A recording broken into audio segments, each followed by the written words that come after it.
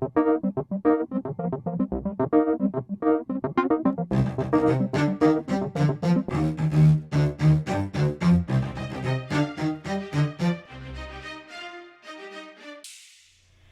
a todos, bienvenidos de nuevo a Voces del Español.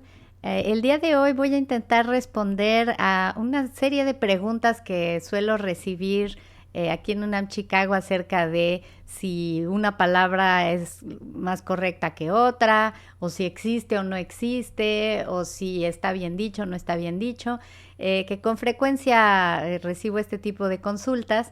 Y pues quisiera compartir con ustedes lo que cotidianamente intento responder a las personas que me hacen estas preguntas. Y para esto le he pedido a mi querido productor Salvador España que me acompañe aquí en calidad de público interesado en la lengua española. Muy bien, yo con mucho gusto, doctora. Entonces, a ver, Salvador, ¿te ha pasado, por ejemplo, que te encuentres con una palabra que no sepas si está bien dicha, si realmente pertenece al español o no?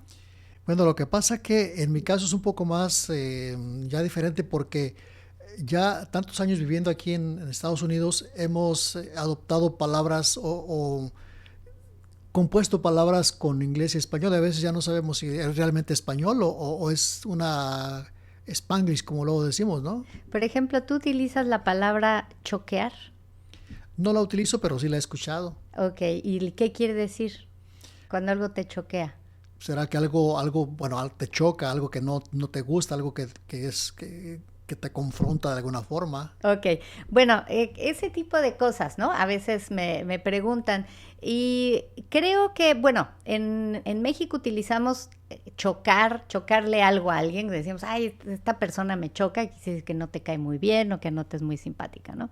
O que alguna cosa te choca hacer alguna cosa, quiere decir que te desagrada, que no te gusta. Aquí en Estados Unidos he escuchado choquear o chocar, pero creo que lo utilizan como un sinónimo de lo que en inglés sería shock, o que algo es shocking, ¿no? Cuando algo te impresiona, te causa un impacto. Pues el otro día vino un colega y me dijo que había tenido una discusión con alguien que había utilizado la palabra paniquear y que ¿por qué utilizaba esa palabra en español si esa palabra no existe? Entonces le dije, bueno, a ver, en primer lugar, si la gente la usa, pues ya existe. O sea, el criterio de existencia o inexistencia de una palabra depende de si se da en el mundo o no se da. Entonces, si entre los hablantes de una cierta comunidad, como puede ser la gente de la Ciudad de México o los que hablan español aquí en la Ciudad de Chicago, si hay una palabra que se da, pues existe. Podemos partir de eso, creo, ¿no? Ahora, ¿a qué se refieren con que no existe? Bueno, que quizá si lo buscan en los diccionarios no lo van a encontrar.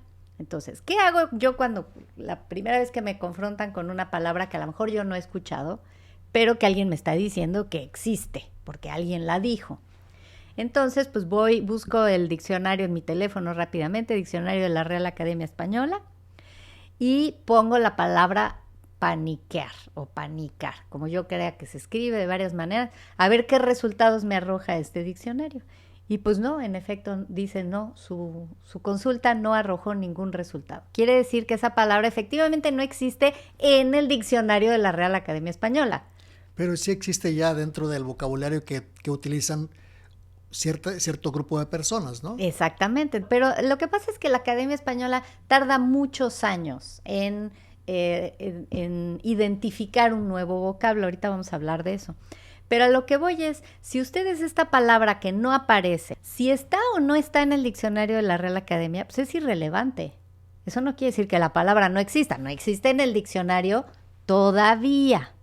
Porque lógicamente que si esa palabra se empieza a utilizar por mucha gente y empiezan a pasar años y empieza a verse reflejada en diferentes documentos, en la web, etcétera, pues finalmente cuando la Real Academia haga su nueva edición del diccionario, pues va a tener que incluir todas esas palabras que todos sabemos que existen. Y justamente, ¿qué tiene que pasar para que se pueda incluir esa palabra?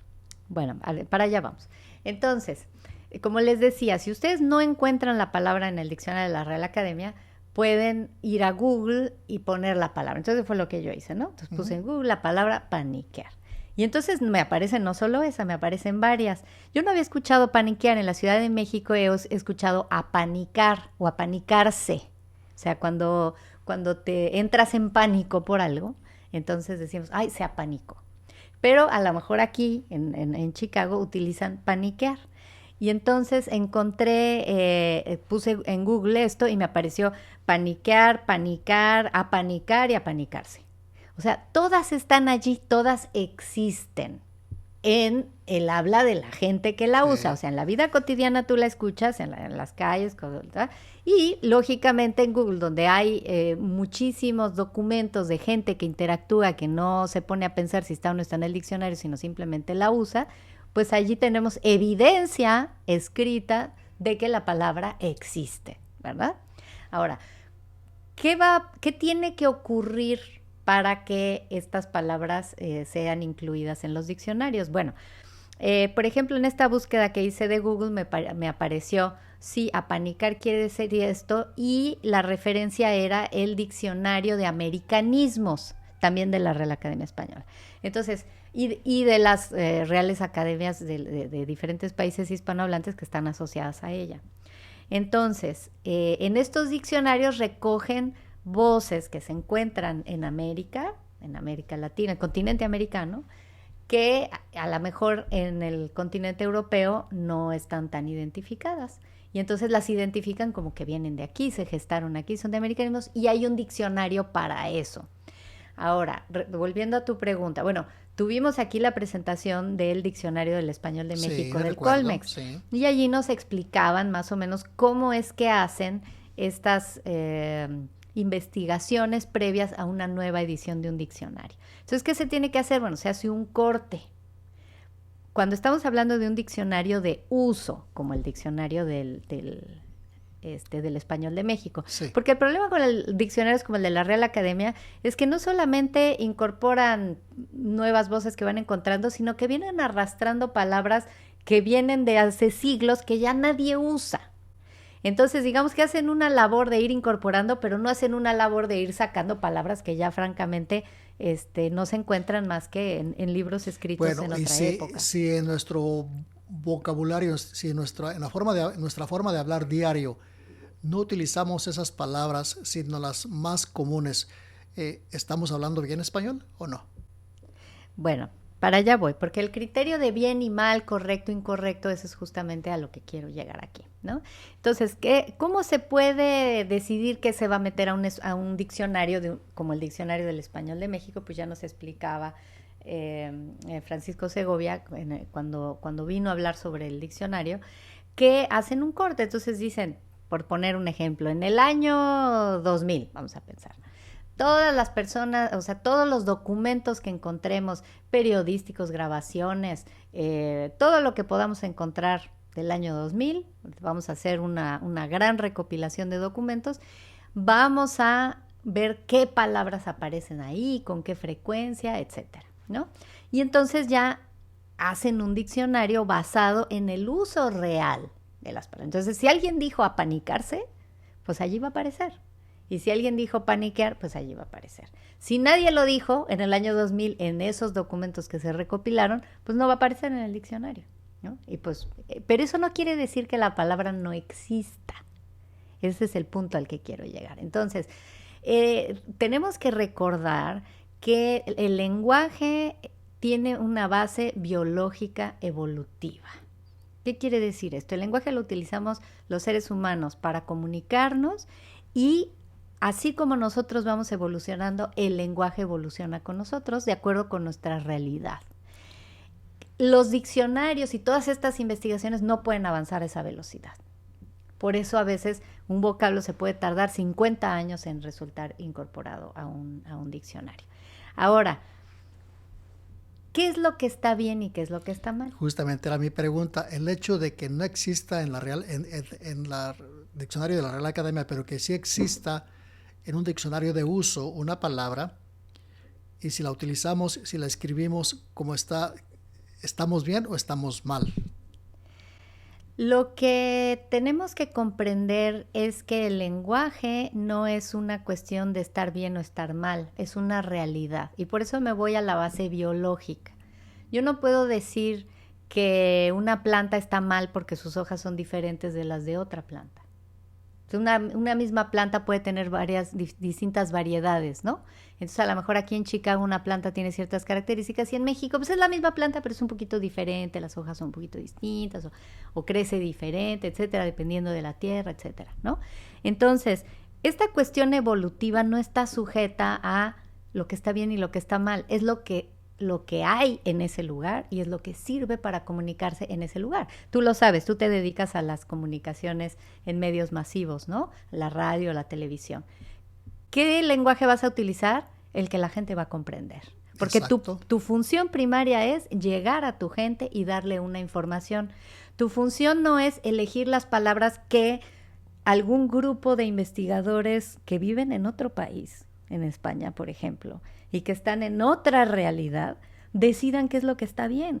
Ellos no conocen la realidad de Chicago y no pueden tomar la decisión de qué es lo que va a funcionar, ¿no? Si tú empezaras a decir, no, yo solo voy a usar las palabras que aprueba la Real Academia porque yo quiero hablar muy correctamente para mi público, y no te van a entender. Entonces el lenguaje pierde completamente su función. Por eso... Pero si nos exponemos a las críticas por ejemplo, de personas que se han dedicado a estudiar el lenguaje, y si nos exponemos a ese tipo de críticas que pudieran decirnos que no estamos utilizando el español correctamente. Se exponen a las críticas de gente ignorante. Porque las personas que realmente estudiamos el lenguaje, los lingüistas, sabemos que el lenguaje funciona así. Ahora, el ser humano tiene una tendencia a la estratificación y tiene una tendencia a la discriminación. Entonces, si al ser humano le parece que ser moreno es menos bonito que ser blanco, te va a discriminar por ser moreno. De la misma manera, si a un ser humano le parece que el que digas aiga es menos bonito que digas haya, pues te va a discriminar por eso. Pero estos son factores extralingüísticos. O sea, biológicamente hablando, ¿qué es mejor, ser blanco o ser moreno? Pues no hay ninguna diferencia. No podemos decir, no, este está bien, este está mal, ¿verdad? El lenguaje se comporta exactamente de la misma manera. Pero ya ponerse a discriminar y decir, no, a mí me gusta más esta que esta, bueno, eso ya es un hecho, vamos a decir, sociológico, pero no lingüístico. Tampoco es un hecho biológico, ¿no? Es un hecho, digamos, que tiene que ver con la psique del ser humano. Pero el lenguaje no se comporta de acuerdo a la psique del ser humano, de si le parece que algo está bien o está mal, o es correcto o incorrecto, o lo quiere tachar de qué, ¿no? Ahora, sí hay ciertas cuestiones que tenemos que tomar en cuenta. Entonces, hay ciertas formas de hablar de la calle y ciertas formas de hablar en el trabajo, por ejemplo. Uh-huh. Entonces, el ser humano está perfectamente entrenado para adaptarse a diferentes situaciones. Entonces, cuando tú estás en tu casa, sin pensarlo, empiezas a utilizar un vocabulario que es muy distinto al que utilizas en el trabajo. O sea, esto te viene de forma natural, es una cuestión adaptativa, muy, muy, muy rápida y es hasta inconsciente. Tú empiezas a usar el lenguaje de otra manera. De esa misma manera, si tú entras en el mundo de la academia y entras en el mundo de las universidades, etcétera, pues allí tienen ciertas formas de hablar a las que hay que adaptarse. Entonces, si tú llegas a una universidad, te van a decir, no, pues no digas aiga, di haya. Porque aquí así decimos, porque aquí así hablamos. Entonces, lo primero... Es seguro que le van a decir eso. Es seguro, porque los profesores pues tenemos esa obligación. Yo a mis estudiantes, lo que aprenden el español, les tengo que explicar. Miren, existe aiga y existe haya. Pero dense cuenta que las personas a las que les decimos esto, bueno, no. Aquí en la universidad decimos haya, y entonces la persona piensa, entonces haya está bien, aiga está mal, y entonces yo voy a ir a mi casa a corregir a mi abuelita. No, de ninguna manera. No le vamos a ir a decir a la abuelita que habla mal. La abuelita habla como habla. Y en la universidad hablamos como hablamos. Y es una cuestión de adaptarse. Si estás con tu abuelita vas a hablar así, porque así es como se habla en tu casa. Y eso lo tenemos que respetar. Y en la universidad, bueno, pues aquí por ciertas convenciones sociales, que es como usar corbata y saco, son convenciones sociales, no es que esté bien usar saco y corbata, es que se usa en ciertos contextos, pues nadie en su casa ni loco va a andar de saco y corbata para un domingo, No, claro que no. que se va a quedar en su casa todo el día, ¿verdad? Entonces no vamos a hablar como hablamos en la universidad en la casa, eso no se hace. Lo que tenemos que aprender es a adaptarnos. Entonces, si queremos vivir en un ambiente como ¿verdad? Como tú, de la radio, de la televisión, pues se espera de nosotros ciertos comportamientos, el saco y la corbata. Y si estamos en la casa, pues esperan otros. Pero tachar de correcto a uno y de incorrecto al otro, pues nos puede llevar a terrenos peligrosos porque entonces se presta a empezar a discriminar. Y no se trata de discriminar. Nadie espera que en tu casa hables como hablas en la universidad o en el trabajo. Entonces, pienso que vale la pena aprender a distinguir y no caer en prejuicios, en discriminaciones francas por este tipo Que es de algo común, creencias. ¿no? Que te empiezan a tachar de algo si hablas de una forma o de otra.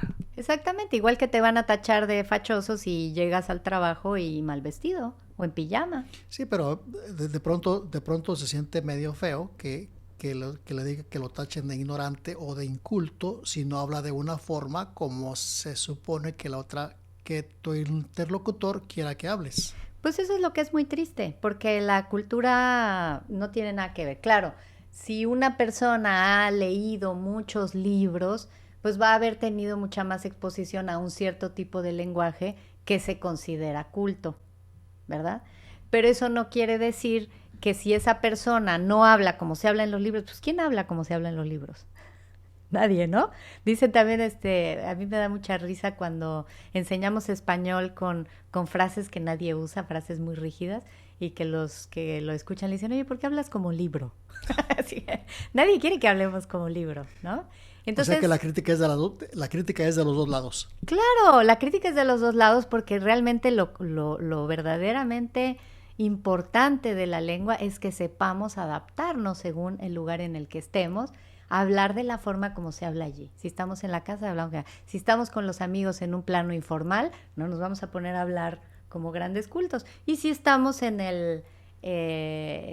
una universidad o en un programa de radio, bueno, pues entonces allí sí nos ponemos cultos y sacamos nuestras palabras domingueras. Pero digamos que lo bonito del asunto es que entre más herramientas tengamos para distinguir cómo se habla aquí, cómo se habla allá, mejores posibilidades vamos a tener de ser aceptados en diferentes medios. Pero pienso que no hay necesidad de caer en la desaprobación o en el descrédito de personas que utilizan cierto lenguaje.